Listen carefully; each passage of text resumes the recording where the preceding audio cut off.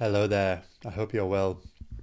I'm jumping on today to talk a little bit about knowledge and how these days we are getting trapped and caught up in knowledge, and it's becoming a point of separation and disharmony rather than a point of power and liberation.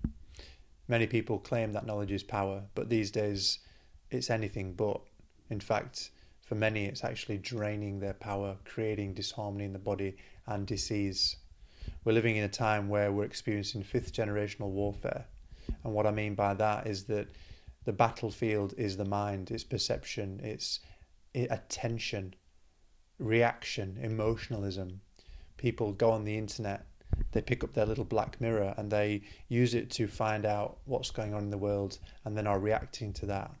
And also using it as a way to affirm their perspectives on what creation and what reality is and what's really going on. So knowledge is becoming a tool for division and separation more than it is a tool for sameness and unity. It's not power because it's static. Anything that's been written down, anything that's been recorded, anything that we are referring to from yesterday or even a moment ago doesn't contain any power.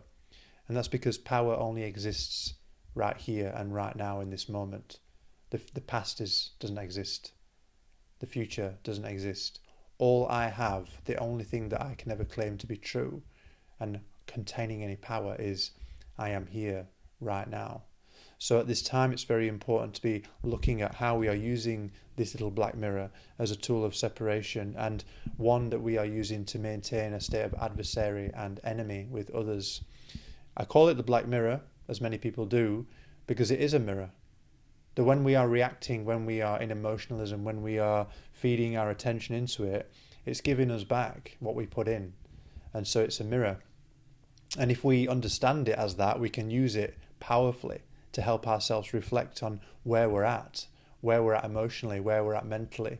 But many don't. Many are still using it to prove themselves right, needing the disclosure about some of the things that have been happening on this planet in recent years. Many are using knowledge as a way to say, I told you so, when everything is revealed. People are waiting for disclosure so they can say, I was awake and you were asleep the whole time. People are not going to get that disclosure because disclosure is an inside job, and that's how we can use the black mirror to reflect on where we are at, where we are still limiting ourselves and separating ourselves. Because knowledge needs to pass away. Just like everything else, it needs to be in rhythm with nature. Once something becomes crystallized and rigid, it's no longer breathing with life. Think of knowledge like water, because really we are living in a great sea, a great ocean of consciousness at different densities. And water in the ocean evaporates, goes up to source, comes back down, renewed, refreshed, revitalized. And so we must be willing to do that with our own knowledge, with the things that we have learnt. That's how knowledge becomes wisdom. Because once you've got the clarity, as I've mentioned before, you don't need the information anymore because it's already contained in the greater record, the greater library of divinity. And when you need it, it will come back to you and it will be embodied and enacted as wisdom, not as a rigid structure through which we use it to separate ourselves from other people. And ironically, even in scripture, even in the letter, there are sentiments which remind us of this. The Bible even says that the letter killeth, but the spirit gives life. Talking to the fact that we've got to be careful about how we allow ourselves to judge and cast out or separate ourselves from others based on what we think we know, based on what we've read. And Yeshua is a great example of this because he came to say, why are you letting the letter put yourself aside from others? He didn't do that. He walked the law. He came to walk it. He came to show how you can still put the heart first. You can still use compassion and kindness and empathy, regardless of what you think you've read. And so he would have been considered probably a New Ager for that. Interestingly, that people are switching to him from the New Age. But he would have been a New Ager, because he was saying, don't be rigid. The meek shall inherit the earth. Meekness, what does it mean? It means those who have softened rigidity within, those who allow life to flow, who don't hold on to information so much that it becomes rigid, Because when you do that, you're creating static in the body, you're creating disharmony in the body, and that eventually leads to disease. So most people that have got disease, it's a condition of information that they are unwilling to let go. So I'm sure many of you have heard the sentiment, the more I know, the more I realize I don't know. And there's such freedom in that, because only God knows it all. Only God can see everything. He alone is the righteous judge, because he can see the whole truth at once. Truth is a sphere, and it's impossible for each of us to see a full sphere. So we have to be able to acknowledge that what we think we know is conditioned by our own beliefs, our own experiences, our own perspectives, and there's no truth in that. I don't have any truth. I am in the truth. People cannot claim my truth, because there is only the truth and we are all in it, yet we cannot fully see it all. So I have to be aware of how I am reacting to things based on how they suit my perspective versus my actual experience of those things.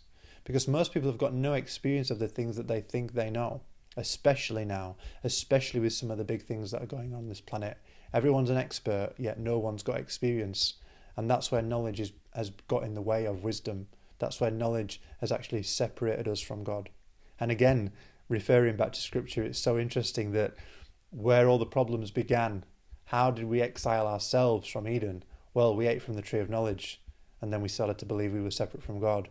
And that's where all the troubles began, because we forgot that it's thy will, not mine.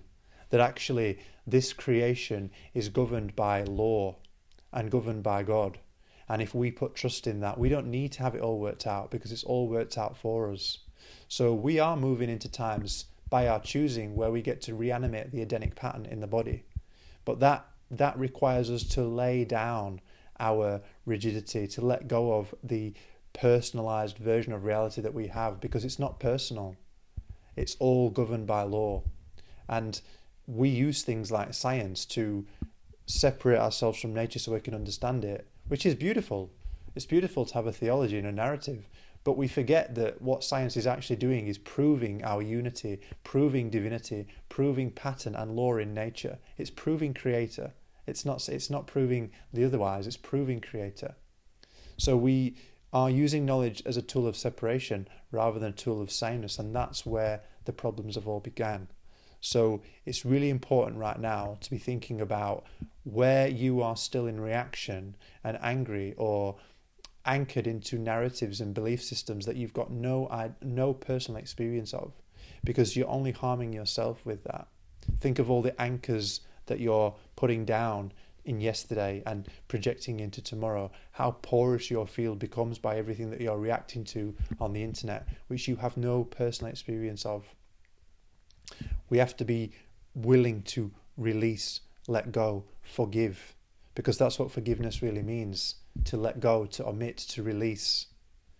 You let it go so that you're in rhythm with life. Forgiveness is linked with the law of rhythm, because it's about, there is an experience, but I have to learn from the experience, integrate the experience, and then release the experience, just as nature does. Everything seeds, sprouts, grows, releases, dies, transcends, comes back again. And knowledge shouldn't be any different from that. Again, there's plenty of moments in scripture where it talks to this. Prophecies, tongues, words all pass away, but there's one thing that remains, and that's love. So the biggest point with all this is, where are you letting knowledge get in the way of your ability to be loving and to be kind to another person? It shouldn't matter if someone sees the world differently to you, because you should be able to recognize, of course they do, because they've had different experiences to me. And if I've been conditioned by the internet, if I've been conditioned by the black mirror, then so have they. We are the same in it all, you know. Everyone's a hypocrite. We've all got a little bit of hypocrisy in us. And I don't say that as a judgment. It's just true. We all contain a little bit of hypocrisy, because we have to be able to see ourselves in what we're judging and go, oh yeah, I do it too, just in a different way. And in that journey, there is freedom, there is liberation, there is humility, there is sameness. So the key message that I want to leave with this video is, where are you using knowledge to separate yourself from another person, instead of uniting yourself with another person. Because if you're still separating yourself from another, then knowledge is not giving you power, it's draining power from you. And so it's an important thing to be thinking about right now. Wisdom is knowledge put into practice and released, but information is static. So do we want static? Do we want rigidity? Or do we want to be flowing with creation? And again, the meek shall inherit the earth. Become like a child, become curious, let go of your need to know, let go of your need to be right, give it up to God, because He is the only one that truly knows.